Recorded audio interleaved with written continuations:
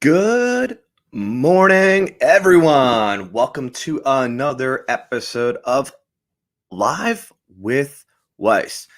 No special guest today, everybody, simply because it's my turn. My turn to get back to what I love to do and what I love to bestow upon everybody who watches, especially from the sales world, which is sales knowledge.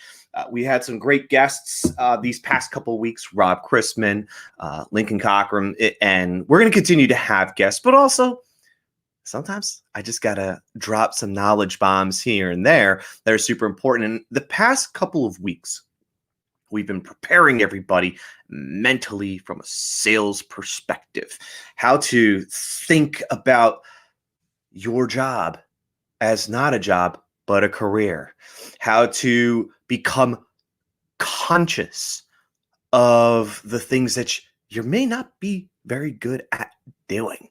But now we take all these practices, these unconscious moments, these career paths of the sales world, and we start to implement knowledge that is important, things that you can implement to enhance your sales capabilities. And probably for me,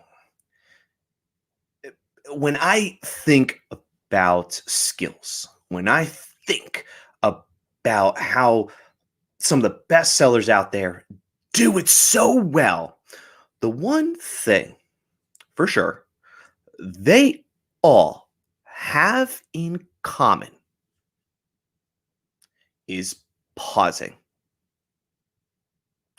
Pausing within conversations, pausing in the right moments, pausing to create thought, pausing to create conversation. So today's subject is all about pausing. As you all know how this all works, we all go through, we talk about, why the subject is so important. We talk about what the subject actually is, how you can implement it yourself. And then at the end, of course, we answer questions through the way. But today's subject is all about pausing.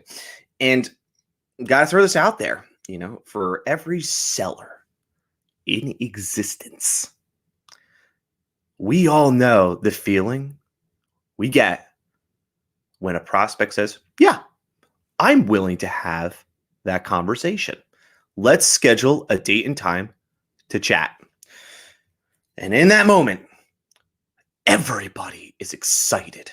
You're excited. Your boss is excited. Yes, this is the moment we finally have this particular person on the phone. We have the buyer. We have the champion of this business who's going to purchase this product because we're going to solve that pain.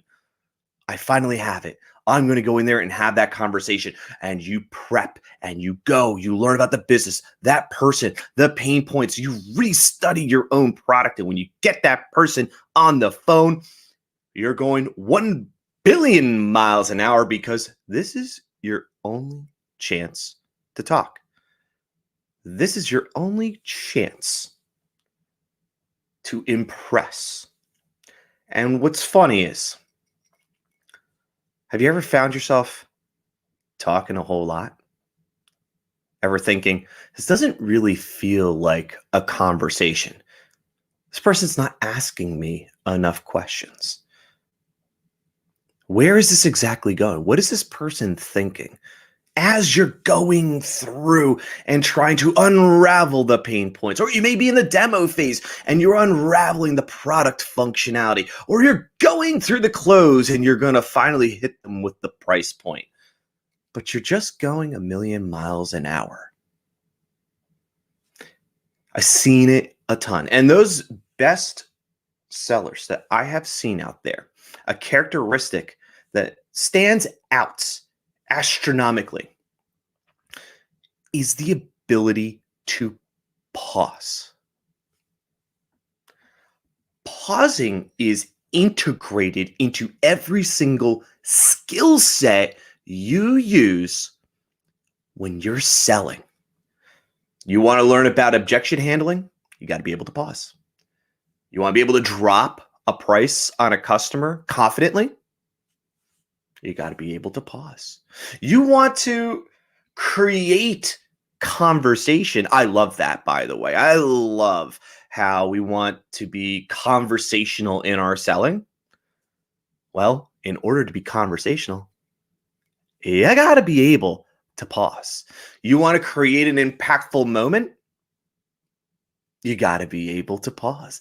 Notice as I keep on saying these things over and over and over, I'm taking a moment. When I do these live casts, I got to be able to pause. If I kept on talking over and over, two things happen. One, I could lose my train of thought. Remember, we speak very fast, but we think even faster. So imagine trying to catch up with your own thoughts while you speak. Second thing is, you're trying to digest the information I'm trying to share. Your customers are trying to digest the information you're trying to share. And if you don't allow that customer to breathe, if you don't allow that customer to think, they're not going to have any questions for you. They're not going to be able to generate a conversation. That 80-20 philosophy of 80% listening, 20% talking is out the door immediately. And that key characteristic of pausing allows you to do that. That is why that pause is so important. It defines everything within the sales process. It is included in every single part of the sales process. So if you're trying to learn new skills when it comes to selling, pausing is a part of that. Everywhere. You want to create an impactful moment, you want to drop the price, everything has to include a pause. This is why you need to practice pausing when you're having a conversation with a customer. And a pause is exactly what you think it is. A pause is just a moment of silence that you generate, not the customer, you. For instance, you could be having a conversation and asking a simple question of, so tell me about your process. And a lot of times what I've seen is that moment of awkward silence, which is a split second, a lot of sellers fill that with a void. Do you do X? Do you do Y? Do you do Z? When really that customer is thinking about the process question you asked. How did you come up with that process in the first place? And then we fill the void of silence with, did you do X? Did you do Y? Did you do Z? When really that customer's processing. That customer is processing that price. That customer is processing the knowledge you dropped during a demo. That customer is processing the questions you're asking. And that's the fun part. A pause is just a moment of silence, a moment for you to gather your thoughts, and more importantly, a moment for your customer to gather their thoughts. And it's really cool. It's not practiced, especially now because our interaction with people has become decreased less and less. We need to continue to practice pausing, holding that pause for 1 or 2 seconds. There's plenty of time for 1 or 2 seconds for someone to ingest information. So that is all what a pause is. And a pause is included in every part of the sales process. All the skills that you learn over time include a pause. A pause will always make the selling process stronger than it ever has been. Even if you're not in sales, you could learn how to pause anytime. And it will help you project information. It will help you clarify data, help you clarify other things that people are asking you. But it also gives you a chance to breathe, to think, to answer correctly. So, how do you implement a pause in the selling process? Well, very first thing before you even know how to, is I'm going to suggest for each and every seller out there who is working deals today is to go to their manager and get a recording or two of the most previous conversations. Conversations, more importantly, that are anywhere longer than 5 minutes. We want it to be maybe a good 20, 30-minute conversation, and evaluate yourself. Listen to yourself. How did that conversation go? How much did you pause? How much time did you allow a customer to think about the things you asked? Did you even give them a chance to think about it? You got to listen to yourself because that's the beginning of practicing pausing. I love the idea of a pause because there's something special about it. And I'll share my biggest secret with a pause that I use on a regular basis when I'm doing sales, when I'm facilitating a training, anything like that. I'll share my favorite thing about a pause. But in sales, you got to practice. First thing you got to do is listen to yourself. Are you even pausing? How long are those pauses? And are you implementing them correctly? So here's a few tips, a few tricks in implementing a pause that you can start today in order to enhance the skills you have as a seller. That energy is up, right? So the very first thing is you got to practice what type of conversation you're going to have with that customer before you bring them in. So let's start in the beginning. You've prospected, you've got a time with the customer to have a conversation with. All of a sudden, they've come in and they're on the phone. And you want to hit them with every single question you've got. My favorite thing is choose your top 2 favorite questions. The ones that get you. Things I use involve things like process. Things include objectives, expectations, things like systems that they're using. I like to use that pages type of moment, goals, talking about goals of the client, because that way it allows them to think even in a more strategic way. You can talk about strategy too. And ask those questions. But every time you ask a question, remember, your goal is to learn about that customer, understand if they are experiencing any pains within the business or within themselves, and discovering whether or not the solution you have provides a solution to that business and that pain point.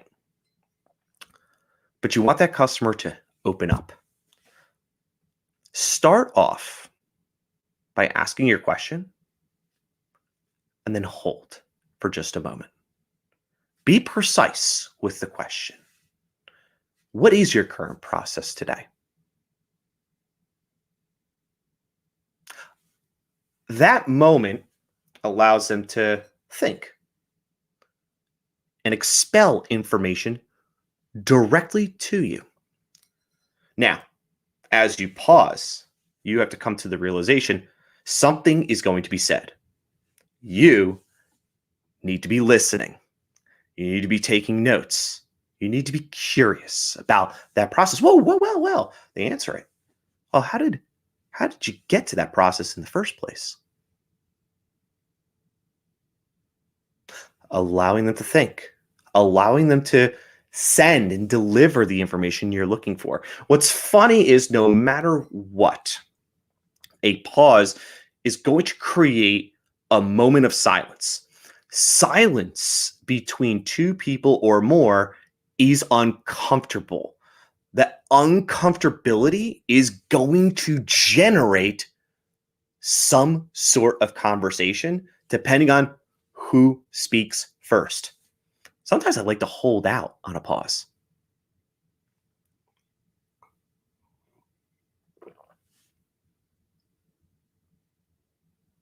Who's going to speak first, right?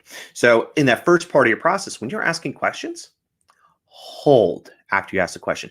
Be precise. Don't try to expel, what's your process? Did you come up with this? Did you come up with that? Who's handling that? Don't ask in question stack. Ask a single question. Allow that person to process and answer.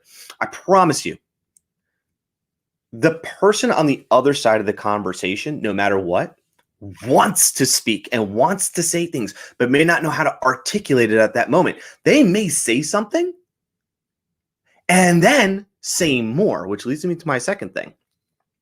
As someone is giving you an answer to a question that you have for them, let that sit for a moment. Because remember, the way in which we speak is very fast. The way in which we think is 4 times faster. So although that person said something and gave you an answer, there may be more coming after it. Once an answer comes to you, give it a second. Let that resonate. It allows you to think of a possible question. It allows you to think, well, what is this leading to? Is it even leading to anything in the first place? Is this part of the conversation that makes sense? Do I need to redirect and revert into a different direction? But a lot of times what's going to happen is someone's going to say more right after because their thoughts are catching up with how they speak. So in that first part of the process, as you're having that conversation, ask a precise question and then hold. Let the person take a second. Let them think about it. Let them answer. Don't say anything else. Pause and allow that to happen. Second thing is, once that person answers the question, let that sit for just a moment. 2 things are going to happen again. You get a chance to think about, well, is this the direction that we need to be going in? Should I be taking a different direction? Should I be diving deeper? But also, that person that you're speaking with, that potential customer, may say something else because their mind is catching up to their thoughts, to what they're speaking. Right. So that's the first part, right? You've prospected and then you've had your first conversation with your buying champion. And let's say everything goes well. Next part in your process, you've got a demo. And I have seen over and over and over and over people, sellers that are demoing go through the process. This is A, this is B, this is C, this is D, this is how this works, this is how that works, this is how this works. Do you have any questions? No? Let's move on. Let's continue. And a lot of times it feels like you're just on a Gatling gun, going and going and going. And it's okay. It's natural for you to do that. What's unnatural is to stop and pause and find moments within your demo that give you a chance to breathe. And more importantly, give a chance for your customer to ingest. Think about it this way. The way in which we learn virtually today, the average attention span is 1.5 minutes. And a lot of that is due to how things are today with social media, taking in information. Those videos on TikTok, on Instagram, some of the most popular social sites, keep it in a minute or less.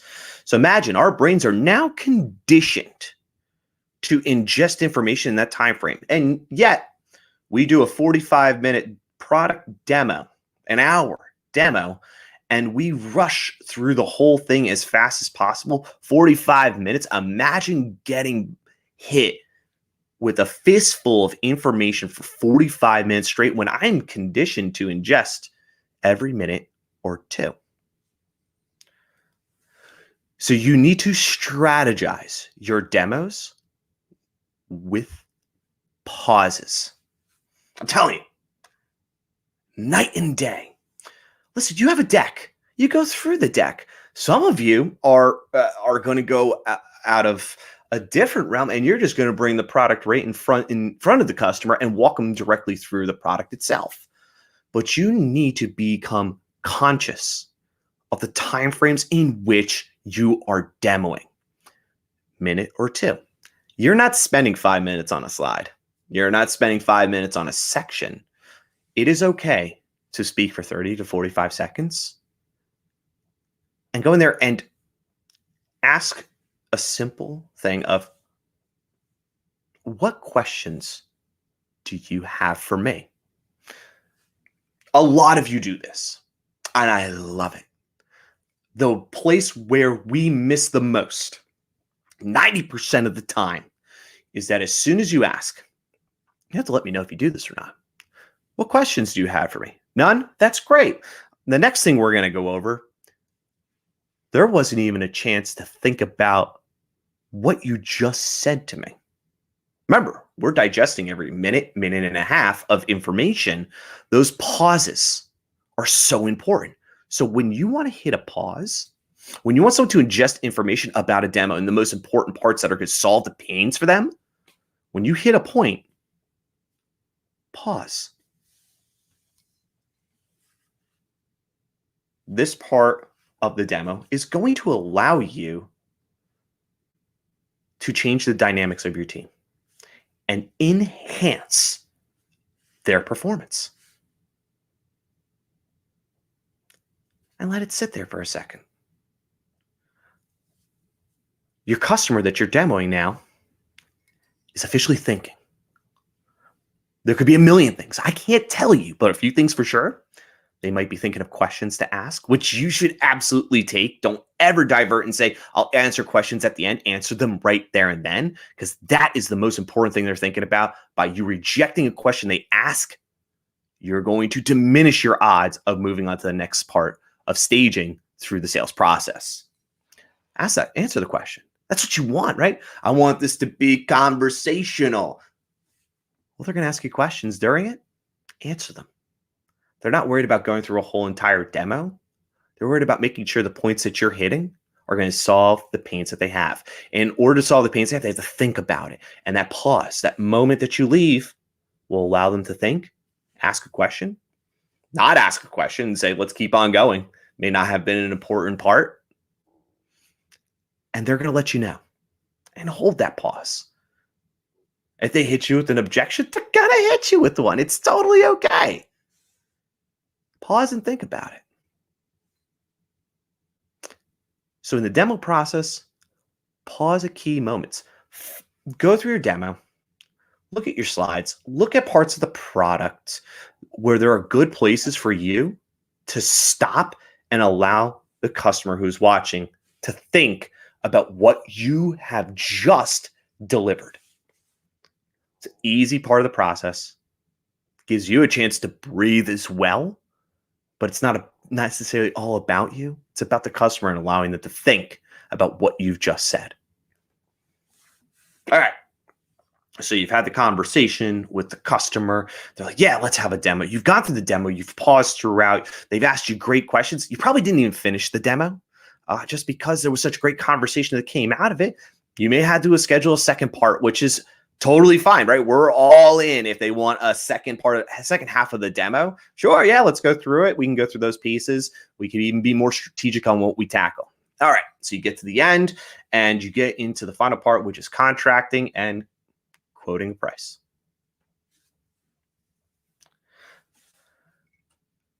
Pricing in sales can be difficult.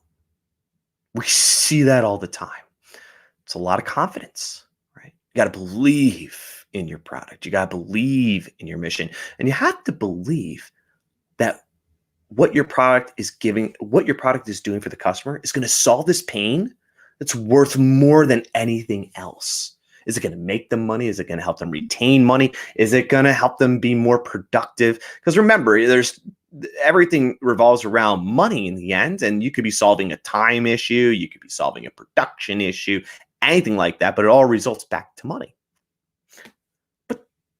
You don't have to even go into that in the calculations. You're already good at that.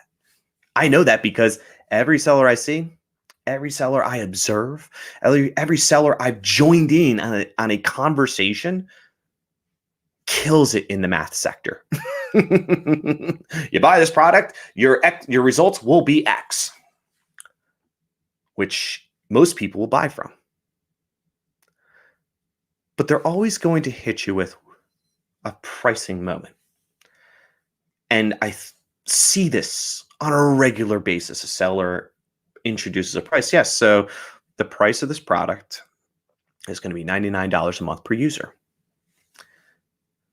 And as they look at the customer and as they speak, and the customer doesn't say anything in that exact moment, but I understand the position you're in and everything like that. I think I might be able to get the price down just a little bit to help you out. Would that be more beneficial to you?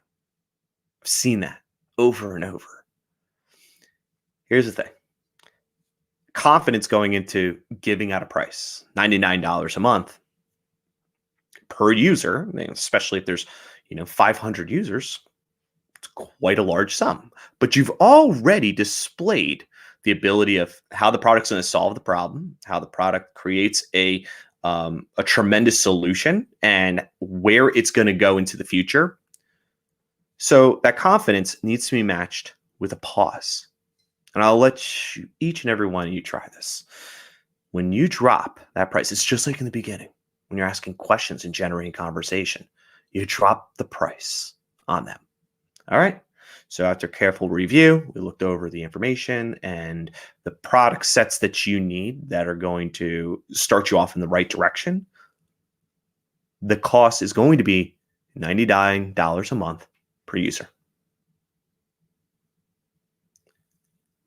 And hold. Price is not just a scary moment for selling in general, for sellers. It's also a scary moment for that person that's going to purchase that product, for that business. Are they making the right decision or not? But you've gone through your process. They already know it's the right decision. And they're probably going to try and negotiate with you all the way through. Two things are going to happen. One, you pause. You're allowing them to think of the price. You probably already brought it up, but you're going to hit them again. And then you're going to sit on a pause. This may be the longest pause in the selling process that you use. Hold the line, because they're thinking about it. They already thought about it before they got on the call, but now they're in the heat of the moment. Now they're really thinking about it. And remember what we talked about earlier. Our thoughts are much faster than the way we speak, almost 4 times faster. But that particular customer now is thinking, but not saying anything. Allow them to continue to think. Hold. There's going to be a moment of silence, that awkward silence. And they're going to say something. Either they're going to say, okay, send me over the contract, or they're going to give you a price objection. They tell you to send over the contract. Well, that's easy. Yeah, sure. Let's get that over to you. It's already drafted up. I'm ready to send it on out. It's already in your inbox. Perfect. They object to you. Say, well, Matt, $99. I don't know if I could do $99 a user. They're working on it. They're working on working you. I recommend pausing at this moment. I've seen great sellers do it. They hold it. They hold that pause. Creating another moment of awkward silence. And there's a reason behind it. Obviously, that awkward silence is maybe going to allow that person to speak a little bit more and give more about why the price is not going to be the way it is. But it gives you a chance to articulate how you're going to respond to that customer. It's okay to hold and pause. You've gone through this entire selling process, and now this person is going to hit you with pricing objections when you already know the value's there. Take a moment, We usually, and I see this all the time in sales, we usually say, well, let me check with my manager and see what we can do for you. We try to respond and not try to lose the deal. You're not going to lose the deal on pricing. You're not, right? If you're losing the deal on pricing, you lost the deal weeks ago when you didn't find the pains that you were trying to solve in the first place. That pause is going to allow you to articulate a certain way in which you're going to respond. And as sellers, there's so many different ways to respond, but responding right away doesn't give you a chance to think about how you're actually going to do it. That pause right after they hit you with a pricing objection is going to make them feel a little uncomfortable. They already asked an uncomfortable question. It's like, I'm the pricing lord and I have to change all my pricing just for, every single customer. No. The value's there. We've already set the value. So now it gives you a chance to respond, create a conversation, find out what you missed. I mean, this price doesn't work. We talked about it earlier. We discussed your pain points. What changed through this entire process that means that this is not going to work? And you go right back to it because you missed something in the end. But that pause allows you to articulate a very, very good response. So to recap, pausing is included in everything that you do in sales. Every skill that you learn, whether if you're doing challenger messaging, whether if you're doing conversation workshops, presentation workshops, whether if you're certifying for demos, everything that you do within sales has to involve pausing. My favorite thing about a pause, especially when I facilitate a session, is I like to have fun with it. When I'm in a meeting and we're going over a particular subject, let's just say something about know your numbers and talking about the idea of numbers and what they mean, I'll throw out a question out there to the audience and I'll just hold and I'll stare at different individuals. It's fun because what I see is some people will nod at me. Some people will be like, huh, what? And some people are thinking. But eventually, somebody speaks because that awkward moment of silence, majority of the room hates it and they want to say something. So if you want to get engagement, you could hold a pause for an extraordinary amount of time. Somebody will say something. So for sellers, you can practice this on a regular basis. The very first thing, start listening to yourself. See how much you pause and allow someone to respond back to you. Listen to those calls. Sometimes it's a longer call that felt like a great conversation. Find one that was a great conversation and not such a great conversation. Everyone has them. It's totally okay. In the discovery process with the customer, when you ask a question, pause. Remember, you speak fast, but your mind races 4 times faster. So allow your customer to just think about it and then let them respond. In the demo process, average attention span is 1.5 minutes. Find those moments where you could stop, allow that individual to ingest, respond, then move on. Closing the deal with the pricing and dropping it down. Pause after you drop that price. Be confident around it. Pause, hold. Allow that individual to think. Remember, there's a lot of thoughts going through their mind. They need to process that because it's the final moment and they're going to hit you with 1 or 2 things. Send the contract, object to the price. If they object to the price, 2 things happen. 1, you pause right after that objection. You think about your response because in the end, you missed something during the selling process if they're objecting to the price. You missed it. So you need to respond and go all the way back to the cycle of discovery to find out what you missed to retain that value. God, I love a pause. It's so good. one of the things I would recommend is anyone that has a favorite speaker out there, someone who you admire to watch and learn from. Um, Notice their pauses. Their speaking moments are so cool because they are now unconsciously conscious of their. Uh, Hold on. Let's take that back. Now they're conscious of how they speak. It's so natural now that they just pause when they need to. This is like one of my favorite things. I've practiced it so much. A pause is just as important. So as long as you keep on practicing the pause, it will help you through the process, especially as a seller. Control the conversation, making it conversational. Stop telling me we're going to make this a conversational one. I like to make this conversational. Just be conversational. But in order to be conversational, you speak, but you also listen. And a pause allows you to listen and let that person think and regurgitate their thoughts. Excellent. I appreciate everyone jumping on. Of course, at this part, we take a look at the comments, see what we got going on here. What's most effective way to address their concerns? Oh, absolutely. So Tony dropped one here for a customer interaction and input is most effective way to address their concerns. Yeah.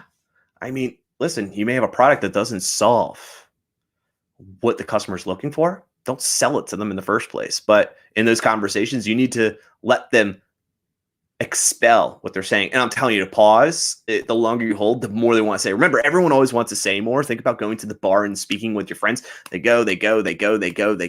talk because what they're doing is they're speaking and catching up to their thoughts, and they'll continue to talk and remold the way in which they speak, like I just did right now. And all I did was paused and listened. That's all I did. Excellent. Well, thank you all very much for tuning into another episode of Live with Weiss. That power of the pause. Be sure to follow me, connect, share, comment down below. Let me know your thoughts. And of course, in the up and coming weeks, we got more special guests coming on. So for all of you that joined in, cheers. I'll catch you all next time.